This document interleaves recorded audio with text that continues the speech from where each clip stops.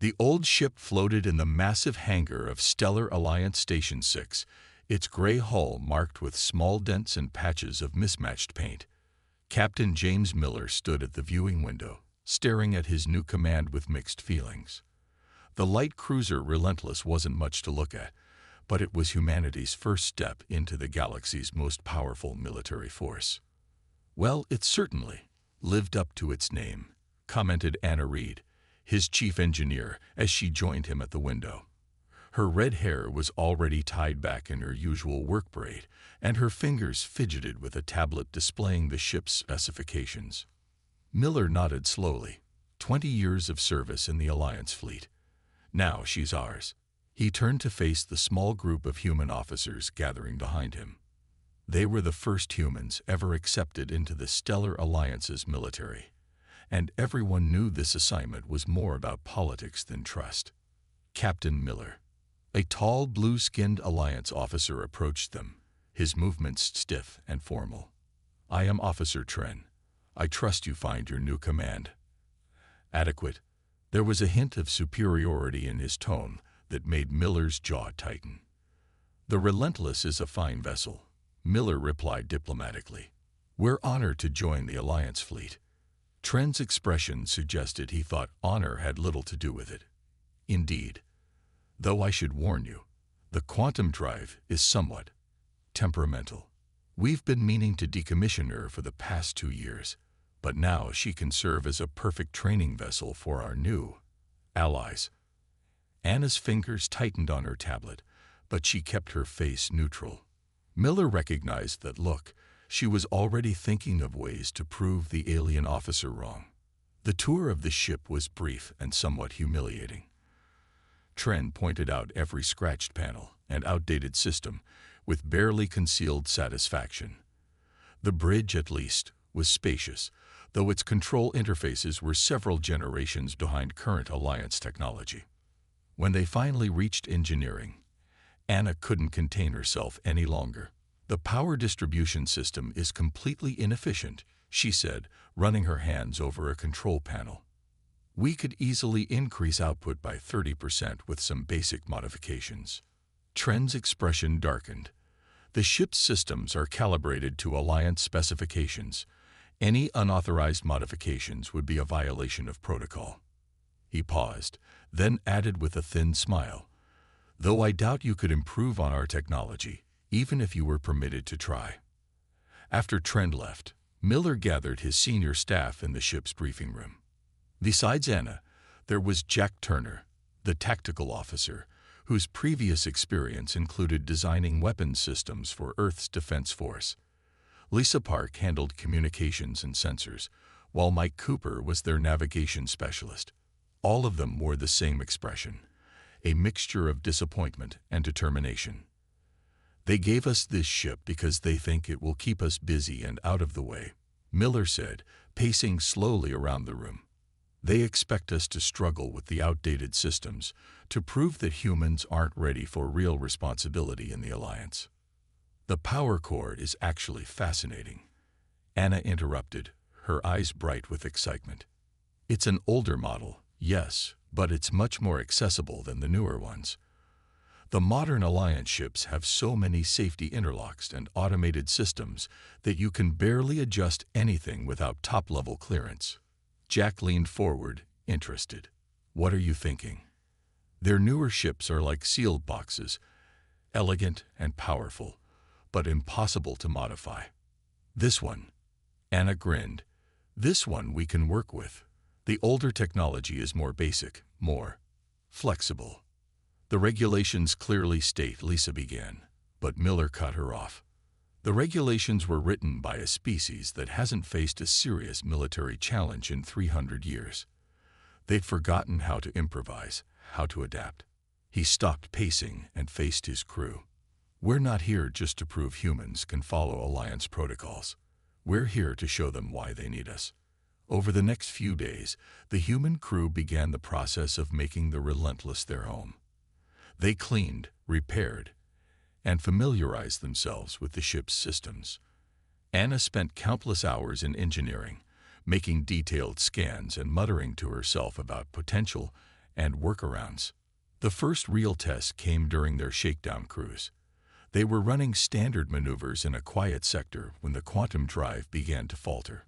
Warning lights flashed across the bridge as the ship dropped out of quantum space with a shudder. "Status report," Miller called out, gripping his command chair as the ship stabilized. "The drive's magnetic containment field is fluctuating," Anna reported from engineering. Standard procedure would be to shut down and wait for repair crews. Miller smiled slightly. "And non-standard procedure." There was a pause, then Anna's voice came back, excitement barely contained.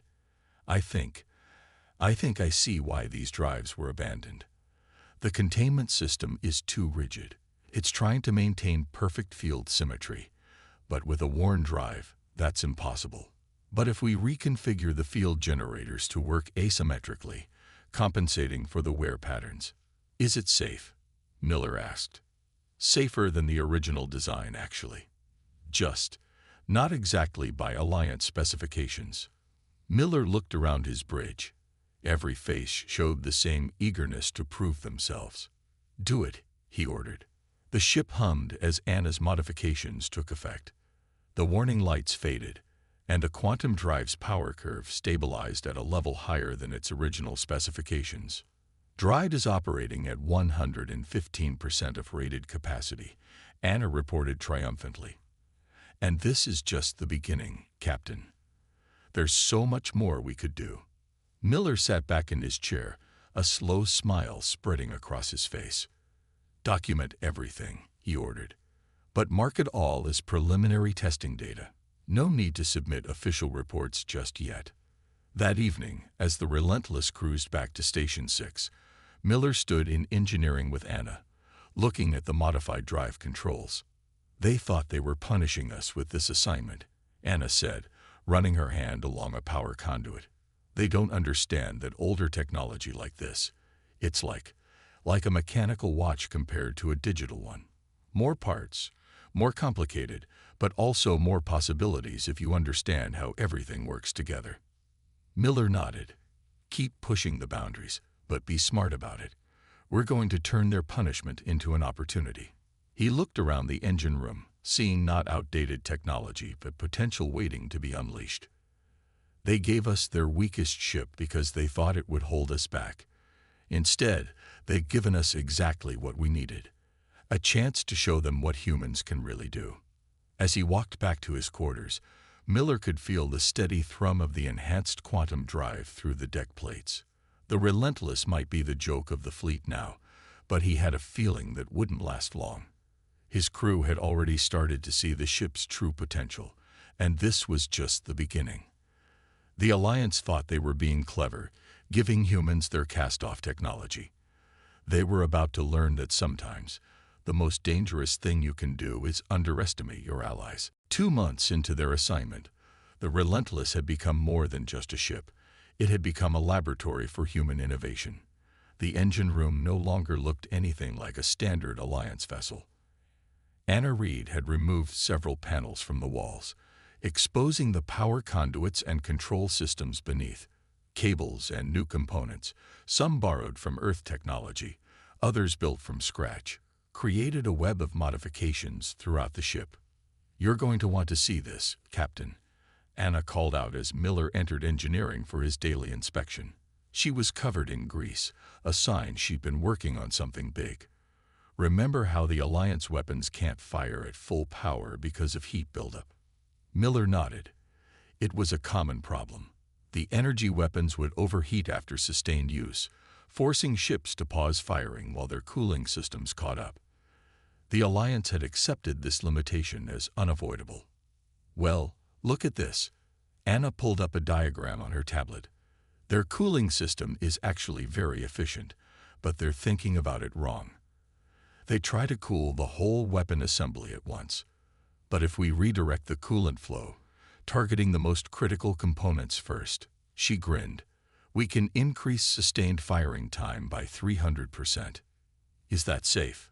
Miller asked, though he already knew the answer. Anna never suggested anything that would put the ship at risk. "Safer than the original design. I've added emergency cutoffs that the Alliance never thought to include. She paused. Though we might want to keep this modification quiet for now. It's not exactly standard. Miller smiled. The list of non-standard modifications was growing longer every day. Jack Turner had already revamped the targeting systems, combining Alliance energy weapons with targeting algorithms developed for Earth's missile defense systems. The result was a weapons platform that could track and engage targets more effectively than any other ship in the fleet. In the ship's mess hall later that day, Miller sat with his senior staff, discussing their latest projects over coffee, a human addition to the ship that had proven surprisingly popular even among the few Alliance crew members assigned to them. The real breakthrough, Jack was saying, is how we've integrated the shield systems with the weapons. Alliance ships treat them as separate systems, but if we synchronize them... He trailed off as Lisa Park rushed into the mess hall, her face excited. "Captain, you need to see this," she said, setting her tablet on the table. "I've been studying the Alliance communications protocols, and I found something interesting. They're quantum entanglement communicators. They're only using about 60% of their potential bandwidth." "Why?" Miller asked, leaning forward. "Because they're perfect," Lisa explained.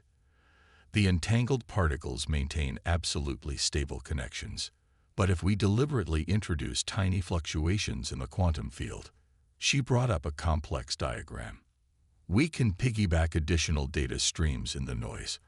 I can double our effective communication range and add encrypted channels that won't show up on standard Alliance scans." Miller looked around the table at his crew. In just 2 months, they had transformed the Relentless from a relic into something entirely new. None of the modifications were obvious from the outside. They'd been careful about that. But inside, the ship was becoming a hybrid of human innovation and Alliance technology. The real test of their modifications came sooner than expected. During a routine patrol, they picked up a distress signal from a civilian mining vessel. When they arrived, they found the ship under attack by raiders, a common problem in the outer sectors. "Alliance protocol says we should wait for backup," Lisa reported, reading from the official regulations. Miller watched the tactical display as the mining vessel took another hit. "How long until help arrives?" "Nearest patrol is 40 minutes out." Miller straightened in his command chair. "The mining ship doesn't have 40 minutes. Battle stations." The crew moved with practiced efficiency. Jack's modified targeting systems came online, while Anna diverted power through her enhanced distribution network. The raiders, 3 small but well-armed ships, turned to face the Relentless. "They're probably thinking we're easy prey," Jack said with a grin. The old, broken-down human ship. The first raider opened fire, energy beams streaking toward the Relentless. But instead of taking evasive action, Miller ordered the ship to hold position. The modified shields absorbed the attack, and Lisa's enhanced communication system was already breaking through the raiders' encryption. "Their shields are calibrated for standard Alliance weapons," Jack reported. "They're not ready for what we've got." Miller nodded. "Show them what this old ship can do." The Relentless's weapons opened up, firing sustained bursts that should have been impossible with Alliance technology. The first raider's shields collapsed under the precision barrage. The second tried to flee but found its engines suddenly unresponsive. Lisa had used the hidden communication channels to inject a virus into their control systems. The third raider, realizing this was no ordinary Alliance vessel, surrendered immediately. After the battle, as they escorted the grateful mining ship back to safety, Miller received a priority message from Alliance Command. Someone had noticed their unusual performance during the engagement. "They want us to report for a full inspection," Miller told his senior staff. "Apparently, our power readings during the battle were outside normal parameters." Anna looked worried. "If they do a detailed scan, they'll find exactly what they expect to find," Miller said firmly. "Lisa, how are those sensor scramblers coming along?" Lisa smiled. "Ready to go, Captain. As far as their scans will show, we're just a lucky old ship with a brave crew." "That's not entirely untrue," Miller said. We are lucky. Lucky they underestimated us. Lucky they gave us a ship we could actually work with instead of one of their perfect modern vessels. The crew spent the next 2 days preparing for inspection. Some modifications were carefully hidden, others disguised as routine maintenance. Anna worked tirelessly to create false sensor readings that would satisfy the Alliance inspectors. As Miller stood on his bridge, watching the inspection ship approach, he felt a surge of pride. The Alliance had meant to humble humanity by giving them an obsolete vessel. Instead, they had given them the freedom to innovate, to prove that humanity's greatest strength wasn't in having the most advanced technology, but in understanding how to improve what they had. Inspection ship is hailing us, Lisa reported. Let them come, Miller said quietly. Let them look all they want. Sometimes the best place to hide is right in plain sight. He smiled as he remembered something his grandfather used to say about old cars. It's not about how shiny it is on the outside. It's about what's under the hood that counts. The Relentless might still look like the weakest ship in the fleet, but appearances could be deceiving. And Miller had a feeling that someday soon, the Alliance would be very glad they had given humanity a chance to prove themselves, even if it hadn't been their intention. The Alliance inspection team left the Relentless confused but satisfied. They had found nothing they could definitively call a violation of regulations, though several of them wore puzzled expressions as they departed. As soon as they were gone, Miller called a meeting in engineering, where Anna had spent the last 3 days hiding their more creative modifications. They bought it, Lisa said, relief clear in her voice. Though that senior inspector kept asking about our power readings during the Raider incident. Let them wonder, Anna replied, already pulling panels off to restore their modifications. The best part is, they actually gave us some useful information without realizing it. She pulled up a technical readout on her tablet. I got a good look at their scanning equipment. Now I know exactly what they're looking for, and more importantly, what they're not looking for. Miller was about to respond when the ship's alert system activated. Lisa's voice came over the intercom. Captain to the bridge. Emergency transmission from Alliance Command. When Miller reached the bridge, the situation became clear. An Alliance outpost near the border of protected space had sent out a distress signal. Pirates, far better armed than the usual raiders, had launched a major attack on the station. All available ships are ordered to respond, Lisa reported, reading the transmission. But we're the only vessel close enough to reach them before. She paused, her face grim. The pirates have brought in heavy weapons. The station's shields won't last more than an hour. Miller checked the tactical display. Time to reach the station at normal speed. 53 minutes, Jack replied. Even at maximum safe speed, we'd be cutting it close. What about unsafe speed? Miller asked, looking at Anna's engineering station. Anna's fingers flew over her controls. Those drive modifications we've been working on. They're not fully tested. But if we bypass the safety limiters and route power through the experimental circuits, she looked up, we could make it in 30 minutes, though it might burn out some systems. The station has over 300 people on it, Miller said quietly. Make it happen. The next 30 minutes pushed the Relentless to its limits. The ship shuddered as it moved faster than its designers had ever intended. Warning lights flashed across every console, but Anna's modifications held. They dropped out of quantum speed to find chaos. 4 pirate vessels hammering the station's failing shields with concentrated fire. Their ships are top of the line, Jack reported, surprise in his voice. Military-grade weapons. They shouldn't have access to that kind of firepower. We're being hailed. Lisa cut in. It's the station commander. The screen activated to show a desperate-looking Alliance officer. Relentless, thank the stars. But you're the human ship. You should wait for reinforcements. These pirates are using stolen Alliance military equipment. Miller's response was calm but firm. We're what you've got, Commander. Just hold on a little longer. He cut the transmission and turned to his crew. Time to show them what this old ship can really do. Jack, Are those experimental torpedoes ready? Jack grinned. Armed and loaded, Captain. Anna's phase shift modifications should let them bypass their shields completely. Lisa, deploy those communication scramblers. Let's see how well their stolen equipment works when they can't coordinate. Miller settled into his command chair. Anna, give us everything you can to the weapons. We're not holding anything back this time. The pirates, seeing only a single outdated cruiser approaching, split their formation to deal with this new threat quickly. It was exactly what Miller had hoped for. The Relentless's first salvo caught them completely by surprise. Phase-shifted torpedoes passing straight through their expensive shields to detonate against their hulls. Direct hits, Jack reported with satisfaction. Their shield generators are trying to compensate, but they can't adapt to our hybrid weapons. The pirates tried to regroup, but Lisa's electronic warfare suite was tearing through their command and control systems. Their formation fell into disarray as conflicting orders filled their communications channels.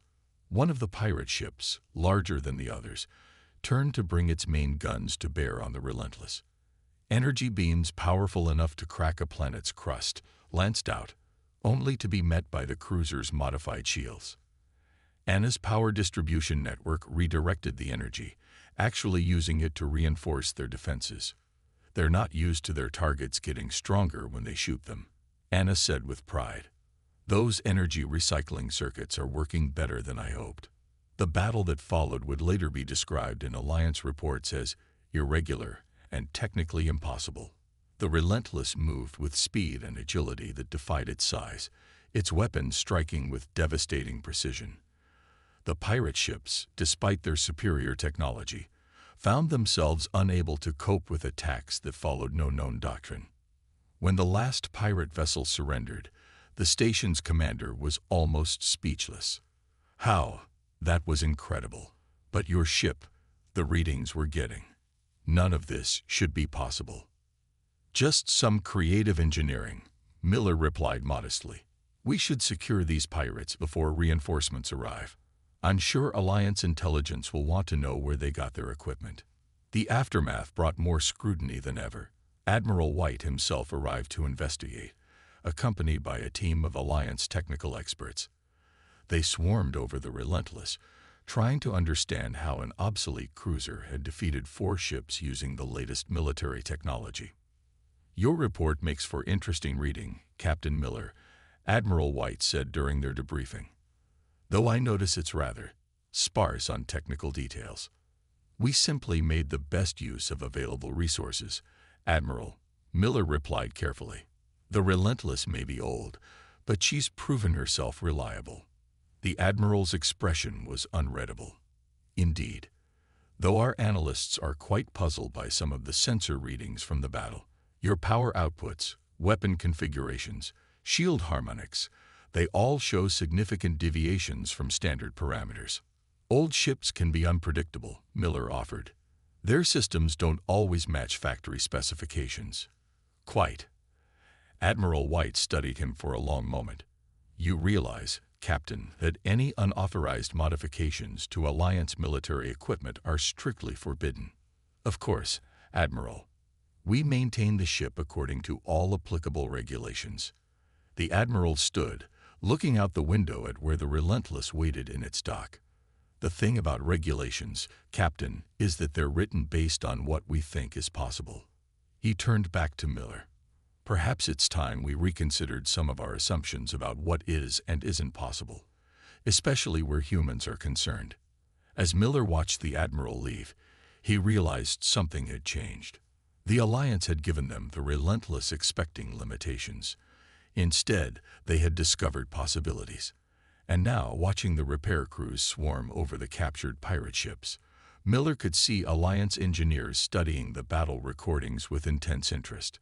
The joke of the fleet had become something else entirely, proof that sometimes the most powerful innovations come not from having the best technology, but from having the creativity to use what you have in ways no one ever expected. The mood aboard the Relentless had changed after their victory over the pirates. Alliance ships no longer treated them with quiet disdain. Now they were met with curious looks and cautious respect. Even better, Anna and her engineering team had been granted special dispensation to continue their experimental modifications under Admiral White's supervision. But their newfound recognition came with a price. Alliance intelligence had discovered something disturbing while interrogating the captured pirates. The advanced weapons and ships hadn't been stolen at random. They were part of a coordinated effort to probe Alliance defenses. Miller stood in the tactical room with his senior staff, studying the long-range sensor data that Lisa had compiled. The patterns were clear but made no sense according to known Alliance military doctrine. "They're testing us," Jack said, pointing to attack patterns from the last 6 months. "Each raid pushes a little further. Try something new. They're learning how we fight." "But who has the resources for something like this?" Lisa asked, scrolling through intelligence reports. "Pirates don't organize on this scale." Their answer came 3 days later in the form of an emergency transmission that shook the entire Alliance. A border patrol had encountered something impossible. A fleet of biomechanical ships unlike anything in known space. The patrol's last transmission spoke of weapons that adapted to Alliance defenses and shields that seemed to learn from each attack. "The Dark Swarm," Admiral White told them during an emergency briefing. "We thought they were just stories, legends from the far reaches of space, a race of cybernetic beings that consume everything in their path, incorporating any technology they encounter into themselves." The tactical displays showed the Dark Swarm fleet's advance. Already 3 Alliance border stations had gone silent. Standard Alliance weapons seemed to become less effective with each encounter as the enemy adapted their defenses. "Their ships are like a virus," Anna said, studying the technical data from the failed attacks. "They evolve in response to whatever hits them. Traditional Alliance doctrine is too predictable.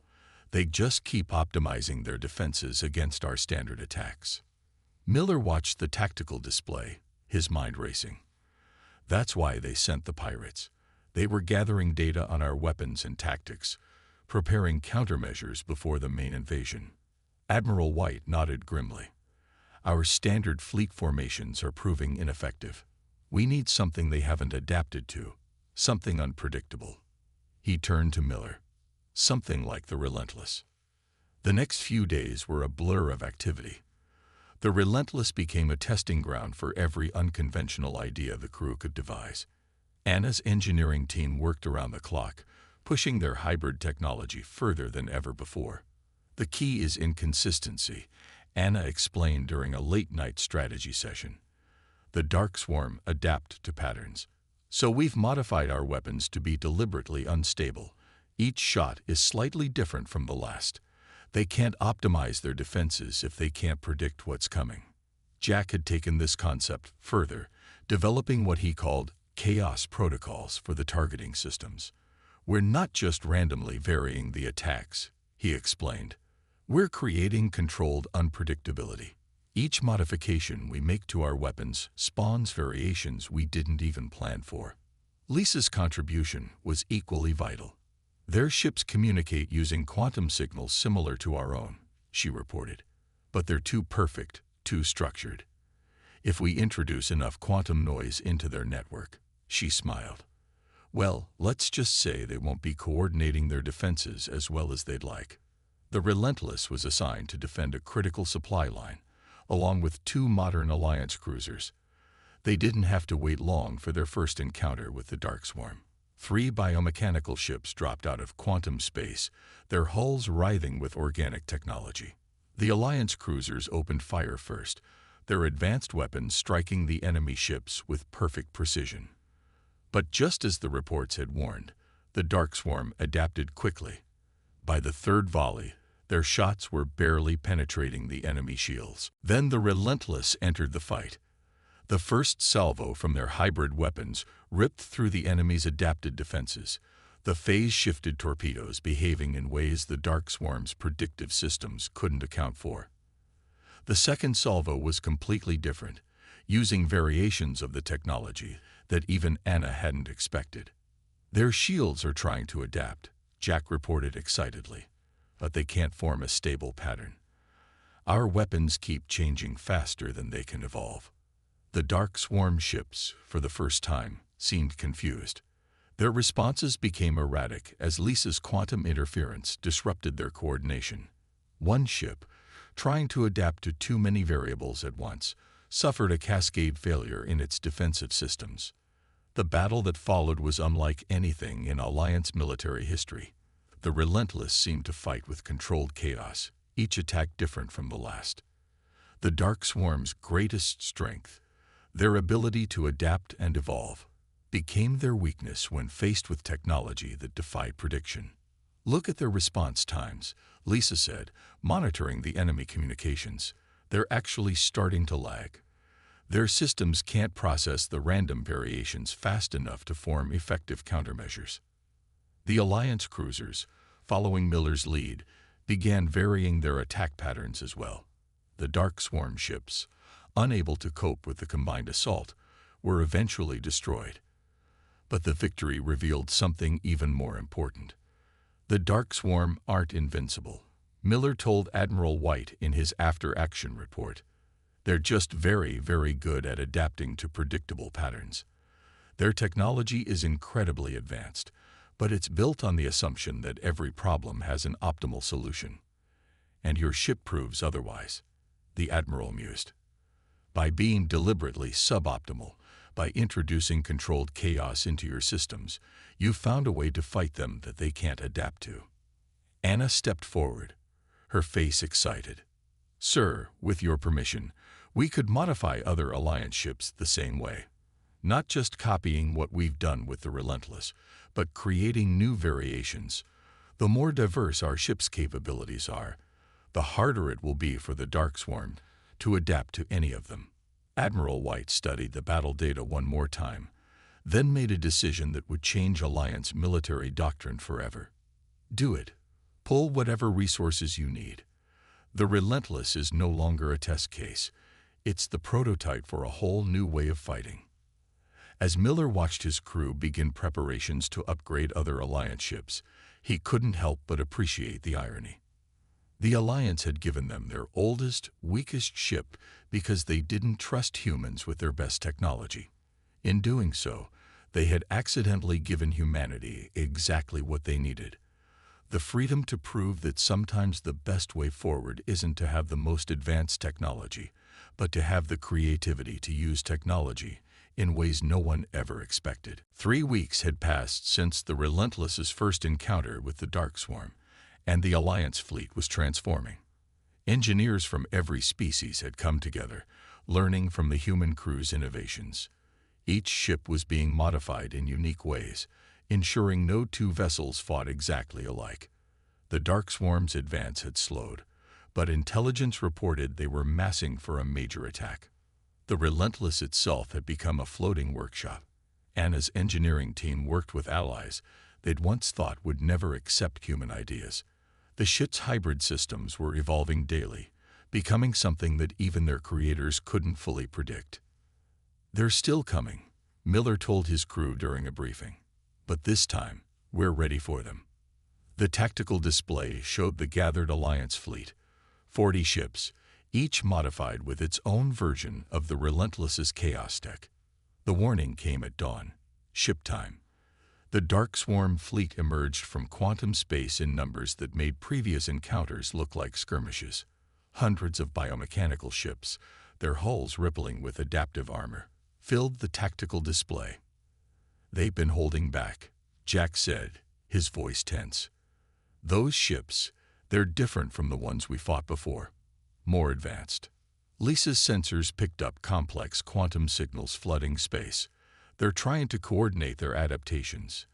Each ship is sharing its defensive upgrades with the others. Miller stood on his bridge, watching the enemy fleet approach. This was the moment that would determine if humanity's contributions to the Alliance would be enough. All ships, execute Battle Plan Chaos 1. The Alliance fleet split into smaller groups, each ship running different variations of the hybrid technology. The Relentless led the central formation, its systems humming with barely contained power. Anna had pushed their modifications to the limit, installing prototype systems that even she wasn't entirely sure how would perform. The Dark Swarm struck first, their weapons lashing out with terrible precision. But this time, the Alliance ships didn't present a unified defense to adapt to. Each vessel's shields responded differently, some absorbing energy, others reflecting it, while others seemed to phase in and out of normal space. Their adaptive algorithms are struggling, Lisa reported, monitoring the enemy's quantum communications. They're trying to optimize their attacks, but our random variations are creating too many variables. The battle split into dozens of smaller engagements, each one unique. Some Alliance ships used weapons that changed properties mid-flight, while others employed shield harmonics that shifted randomly. The Dark Swarm's attempts to adapt were met with constant change. Their evolutionary advantages turned against them. The Relentless dove into the heart of the enemy fleet, its hybrid weapons unleashing chaos. Phase-shifted torpedoes spiraled through space in patterns that defied prediction, while modified energy beams flickered between different frequencies faster than the enemy's shields could respond. Their flagship is adapting faster than the others, Jack called out, highlighting a massive vessel at the center of the enemy formation. It's learning from every attack, distributing new defensive patterns to the fleet. Miller studied the tactical display. Then that's our target. Anna, give me everything you've got. Lisa, maximum quantum interference. Jack, show them what this old ship can really do. The Relentless turned to face the Dark Swarm flagship, its engines pulsing with power that would have torn a normal Alliance ship apart. The enemy vessel was enormous, its hull a nightmare of organic technology and living metal. All weapons, fire as they bear, Miller ordered. Random pattern Alpha through Omega. The Relentless's hybrid arsenal opened up, each weapon firing with controlled chaos. Phase-shifted torpedoes corkscrewed through space, their warheads changing properties as they flew.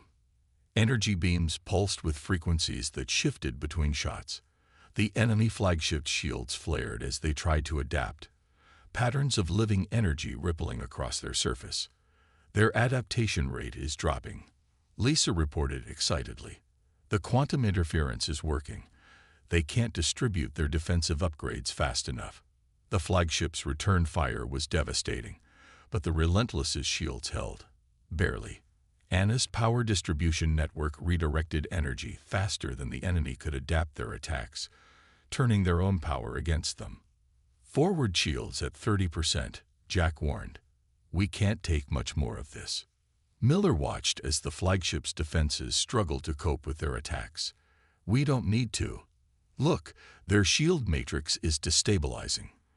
They're trying to adapt to too many variables at once. He was right. The Dark Swarm flagship's attempts to counter every variation of the Relentless's weapons had created conflicts in their defensive systems. Cascading failures began to ripple through their hull as their adaptation protocols fought against each other. Now, Miller ordered. All weapons, maximum power. Pattern chaos, final. The Relentless's final barrage was something even its crew hadn't seen before. Every modification, every innovation they'd created came together in a symphony of controlled destruction. The flagship's overtaxed shields collapsed, and the hybrid weapons tore through its biomechanical hull. The effect on the rest of the Dark Swarm fleet was immediate. Without their flagship's coordination, their adaptive advantages began to fail. Alliance ships pressed their attack, each vessel fighting in its own unique way, presenting an ever-changing puzzle that the enemy couldn't solve. When it was over, the surviving Dark Swarm ships fled into quantum space, leaving behind a battlefield strewn with the wreckage of their defeated fleet. The Alliance had won its first major victory against an enemy that had seemed unstoppable. In the aftermath, Admiral White visited the Relentless again. This time, there was no pretense of inspection or suspicion. He stood in engineering, looking at the hybrid systems that had changed the course of the war. When we gave you this ship, he said to Miller and his crew, we thought we were being clever. Giving humans our outdated technology seems safer than trusting you with our best ships. He shook his head.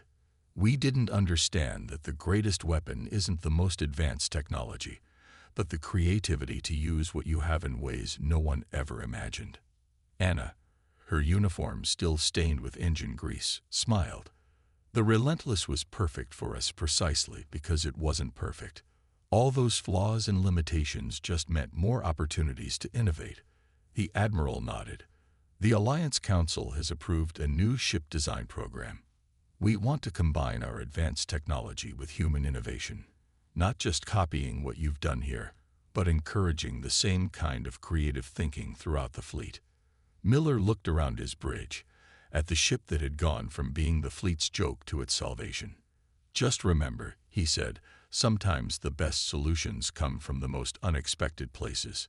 The Relentless would never be just another Alliance vessel. It remained unique, a testament to human ingenuity and the power of thinking differently. The ship that had been meant to hold humanity back had instead pushed the boundaries of what was possible, proving that true strength lies not in having the best tools, but in having the vision to see what those tools could become. As the Relentless moved through space, its hybrid systems humming with barely contained power, it carried with it a lesson that the Alliance would never forget. Never underestimate those who can turn your limitations into their greatest strengths.